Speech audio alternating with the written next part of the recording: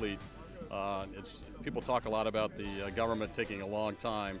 This is an example of that, but yet it came to fruition, and it's going to be a terrific asset to the organization and also to the neighborhood out here, and we look forward to a lot of good things coming from this new project.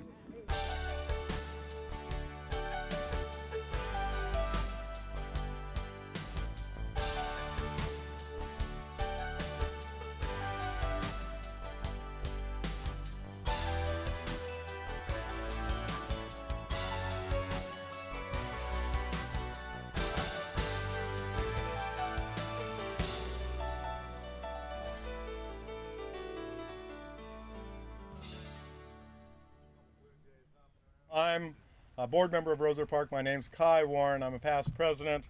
And we have Catherine Nevins, who is the vice president of Roser Park, who is here, is going to say a few words too.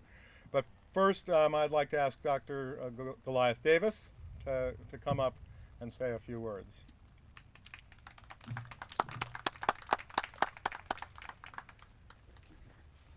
Thank you very much.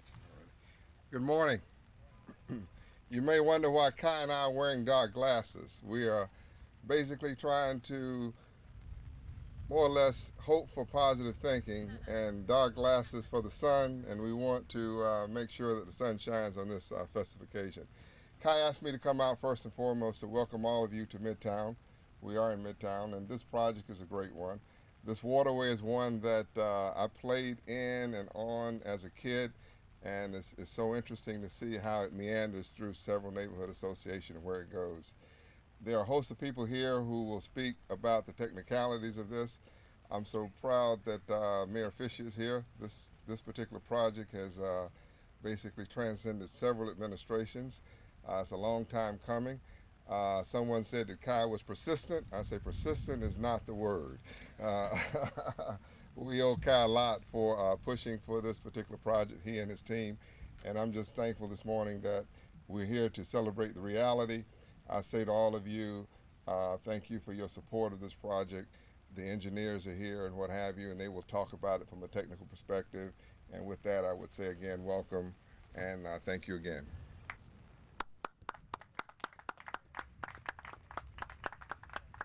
When we started the neighborhood department back in, I think it was like 1993, so we're like 15 years into it, it was done so that the neighborhoods could control their own destiny, and they could plan, and they could vision, and they could dream. So when Kai came into my office, probably around 1997 or 8, he was dreaming. And he described this project, and I said, you know, Kai, we've got neighborhoods that are flooding, neighborhoods that need lights. I mean, we've got a lot of priorities here, but I'm glad this project will be beautiful, but you got to understand it will take a while to get here. It took a while to get here. But this is what neighborhoods dream of, and this is what does come true, and I just can't praise Kai and his group enough for staying with it. And congratulations to everybody in this neighborhood, because the whole neighborhood is lifted, and this is what it was all about. Thank you. Thank you, Dave. We should probably make this short, right? So that we don't get soaked. But my name is Daphne McFarland, and I work for the NOAA Restoration Center. We're right down at the edge of the creek and get to watch it where it dumps into Tampa Bay, so I feel pretty lucky for where I work. I work for NOAA Fisheries, and I work for a program called the Restoration Center. And I work for a program within the Restoration Center that's called the Community-Based Restoration Program. And with all of you standing here today, I think this is the true definition of the community-based restoration program. And the idea is to link local communities with their coastal resources. NOAA is interested in a lot of things, but the program I work for is interested in fish. Kai came to us a few years ago and said, hey, these are some ideas I have, and what do you think? NOAA is very interested in restoring fish habitat. So helping this creek become a healthier creek system will allow more fish to come.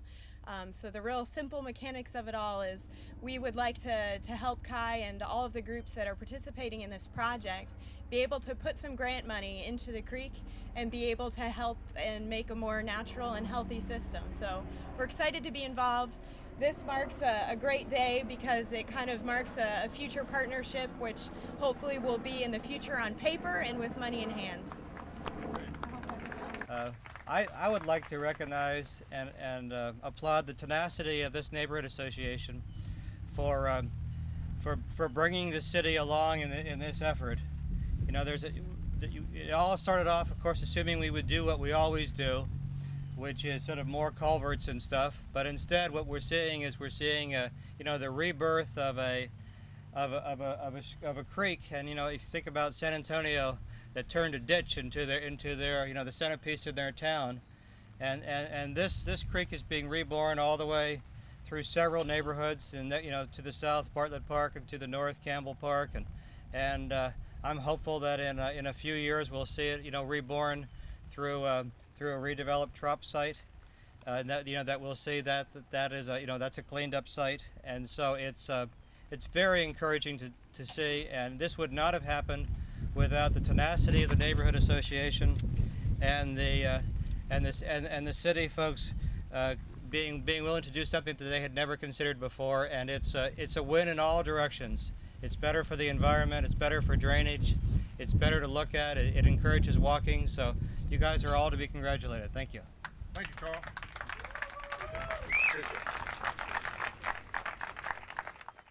This project is designed to alleviate flooding in the Rosa Park drainage basin to the tune of a 10-year storm event, which is about a 3.5-inch rain over a 60-minute period of time. But what it was supposed to be, prior to what we have out in front of us today, was nothing more than a series of underground box culverts. Mr. Warren approached the engineering department after he first approached prior Mayor Fisher with the concept that we create some open channel flow and enjoy the inherent environmental benefits and wildlife benefits with open channel flow versus underground box flow. And he encouraged us to consider some acquisition of vacant property to do so. Lo and behold, within a year thereafter, we acquired 8 vacant lots along this stretch of, along this tract of land right here, and ended up constructing this open channel flow. Kai's other vision was to allow this to be the springboard for an extension of the city's trail program. Right now, we have a master plan indicating 90 miles of trail and bike lane is to be installed throughout the city, and we are about 75 miles complete of that 90-mile plan. And this is another segment that is to be added, of which I have an illustration that Kai is showing, extending north of the Tropicana field site and ultimately allowing a bicyclist or pedestrian or jogger alike end up down at Bayboro Harbor, where this entire conveyance system ultimately discharges. The side benefit of this, which was very appealing to the engineering aspect of it all, was that Kai's vision to create the open channel ditch flow not only qualified us for the grant monies in the tune of $1.8 million, but ultimately allowed for a lower construction cost, in as much as the prior scope of work was to install box culverts under these city roads right behind you. And the restoration costs associated with that, coupled with the inconvenience to the motorist, added not only project costs, but disruption to the neighborhood that was avoided. Totally avoided with the concept that was ultimately built. So I wish to thank Kai and acknowledge Deputy Mayor Goliath Davis's comments and ex-Mayor Fisher's comments on the tenacity of the people that are in this neighborhood in terms of making it better. So thank you. Great, thanks, Mike. The opening of Booker Creek is a tribute to the leadership of Kai Warren, who has never wavered in his steadfast devotion to this project's completion. It is also a credit to the spirit of cooperation that has long characterized the Rosa Park community. We thank in particular the neighbors whose homes are adjacent to the project, for example, the Olivers and Stella Harrelson, Ben Chertok, who have patiently observed the construction. We also thank the crew in the city of St. Petersburg for the high quality of work. There's a kind of poetic justice to the fact that this part of the project is called an opening. We hope that it will open more and more possibilities for Rosa Park, inviting residents of St. Petersburg and beyond to enjoy the beauties of our neighborhood for years to come. It's from our president, Larry Biddle. Great. Thanks, Kath. This important project, the opening of Booker Creek and developing the historic Booker Creek Trail along its banks, is really going to benefit not just the neighborhoods it passes through, but the city as a whole. Its importance should not be overlooked, for the history of humans benefiting from the existence of Booker Creek goes back thousands of years. And now we will create a trail that will remind us of the history of this area for years to come. Once a source of fresh water for various Indian tribes that lived along its shores for over 10,000 years, and the Tocobaga Indians, who were the last Native American Indians to live in the area, this creek was also a romantic setting for some of St. Petersburg's earliest settlers. Along with the natural hills that make up the unique geography of Roser Park, there were numerous large Indian mounds that reminded the first modern settlers in this area that this was a place that had been desirable from before written history. We're especially proud of this project because Booker Creek runs through the northern edge of Midtown, and our historic trail will be the first introduction for many people to see the true character of this area. It'll expose a varied history that we are sometimes proud of and sometimes not so proud of, but from this history we may learn to appreciate the directions we need to take and the mistakes we shouldn't repeat. So today we commemorate the completion of this important project, and we ask all the representatives involved in making Booker Creek a healthier part of our city to help us plant 3 young Florida privet trees that we set in place earlier. And these trees are native to our area. They're drought tolerant, they'll flower, they'll grow berries, they'll attract birds, they'll offer more shade, and help make the creek more attractive. Well, and we want to thank Twigs and Leaves, Mike Manlow and Philip Pinquit for donating some of the trees. And what we're going to ask all of our guests is to take a bucket. We've got some water in a wheelbarrow here, and if you can just help put a little extra water on top of what the rain's already giving us, that'll be the end of our celebration. So thank you very much.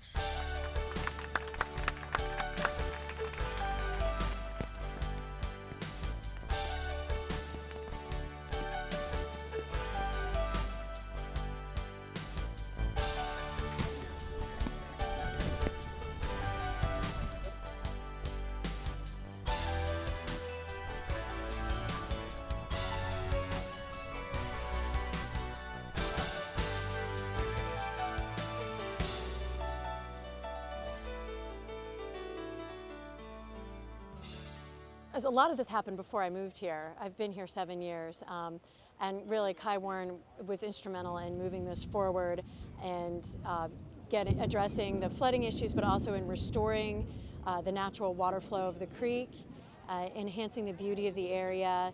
It's a great thing for Roser Park. It's a great thing for the city of St. Petersburg.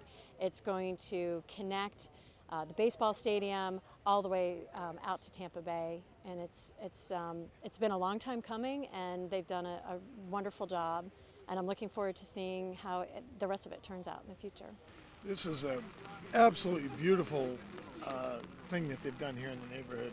You know, this was in the working since 1992, and because people have been persistent, they had an idea, went to the city, and with the collaboration of the city and the neighborhood and great ideas and determination, this is the fruits of their labor. Now today it's raining, we have a little liquid sunshine here in Florida, but it does not dampen the spirits at all of the people who are here and appreciate all the efforts that's gone into this.